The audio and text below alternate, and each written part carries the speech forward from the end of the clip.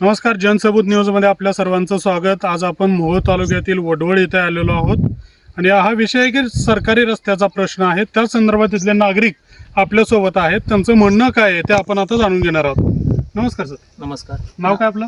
धनाजी शिवाजी काळे। बरं, काय विषय आहे? विषय असा आहे की हा रस्ता सरकारी रस्ता आहे आणि हा रस्ता सरकारी असून जवळपास आमच्या आज्यापासून म्हणजे वडिलांची आजोबाची डोई गेली, वडिलांची गेली आणि आमची सुद्धा अशीच चालली। पण हा रस्ता आतापर्यंत रस्त्याचा मार्ग लागला नाही। आमचे लहान लेकर शाळेला जात असतील, आमची गाय दूधवाली दुधाला जात असतील, तरी ह्या शेतकऱ्यांना पूर्ण खाली दाबायचं, त्या शेतकऱ्यांनी एकूण दाबायचं आणि रस्ता बंद करण्याचा प्रयत्न चालू आहे। तरी मी गट नंबर 78 मी स्वतः असून माझ्याकडली साईट मी 2019ला मापणी केलेली आहे आणि ह्या गट नंबर 76 वाल्यांना पण त्याच वेळेस मापणी केली आहे। पण जवळपास 72 एकराची मापणी होऊन यांनी मान्य कुणीच केलेलं नाही आणि प्रत्येक शेतकऱ्यांना मापणी केलेली आहे। तर इथं हा गंभीर विषय हा फक्त रस्त्याचा आहे। बरं, मला एक सांगा, रस्त्याचा जो प्रश्न होता तुम्ही मोजणी केली, तहसीलदार आले होते का? त्यांनी काय निर्णय दिला होता? काय झालं, आमचा ऊस चालू होता।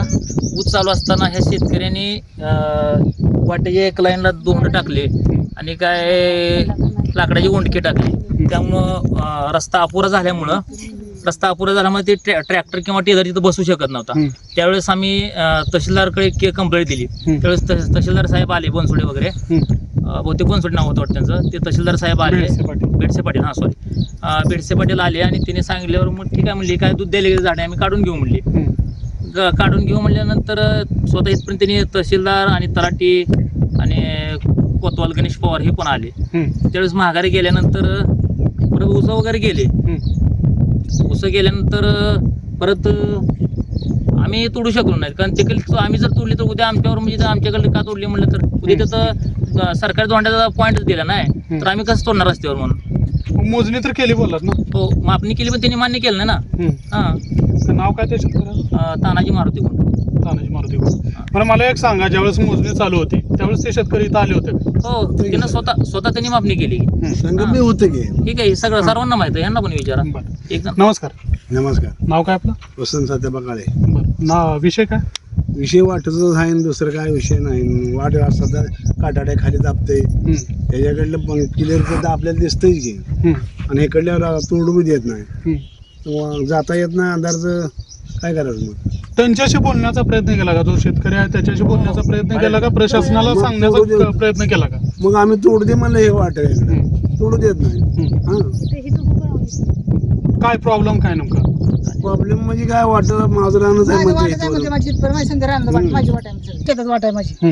मग आम्ही जायचं कुठनं? चिरारी काढ म्हणजे काढत नाही म्हणतो, चिरारी मी काढत नसतो, काढून घे म्हणलं, काढून घे म्हणजे काढत नसतो। मग जायचं कुठं? आता चिखलाची मुलगा अपघात होती आमची, मोकळं जाता येत नाही सध्या, मोकळं जातात चिखलात समजा काटकूस पायात किती होते अपघात गाडी मोटरसायकल त्याला काढून ते काढतच नाही म्हणतो मी चिरारी। मग काय करायचं? समृद्धी युवराज काळे। शाळेला किती येते? आता 5वीला जाते। बरं, शिकते कुठं? पवार रस्ते। बरं, जायला रस्ता कुठून आहे तुला शाळेला? इथून। बरं, काय प्रॉब्लेम येते की रस्त्याने जाताना? येत आहे, काय होतं बाळा? काटा घुसते तर चिलारी डोळ्याला वर पडते। तर नमस्कार। नमस्कार, माझं नाव वैजनाथ कुंडलिक काळे, राहणार वडवळ। ही रस्त्याचं कमीत कमी आजच्या पंजापासून मी झालेलं आहे। आता मी 100 वेळा मी जाता येता त्याला 10 वेळा सांगते की हे रस्त्याची काटाड्या काढून घे, काढल्या नाही त्यामुळे मी गावात बी सगळ्याला ही करून बी त्यांनी काय माझी दखल घेतलेली नाही। जर हे आज रस्त्याचं नाही हे केलं तरी आम्ही उपोषणाला बसण्याची आमची तयारी आहे। माझं एकच मत आहे, नाही जर आज ही 2 दिवसात जर ह्याने नाही निर्णय घेतला तरी मी उपोषणाला सगळी ही बारकी लेकरं घेऊन तहसीलदारच्या समोर उपोषणाला बसणार आहे।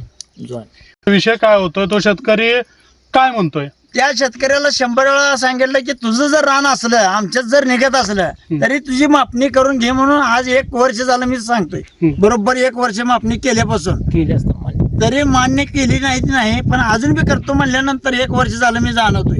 गेल्या वर्षीपासून जाणवतोय, आता पावसाळा आला तरी पण त्यांनी मापणी केलेली नाही। मग माझं एक मत आहे की त्यांना मापणी करत नाही, मग त्याच्या अंगाखाली आधार आहे त्यामुळे मापणी करत नाही, असं माझं मत आहे।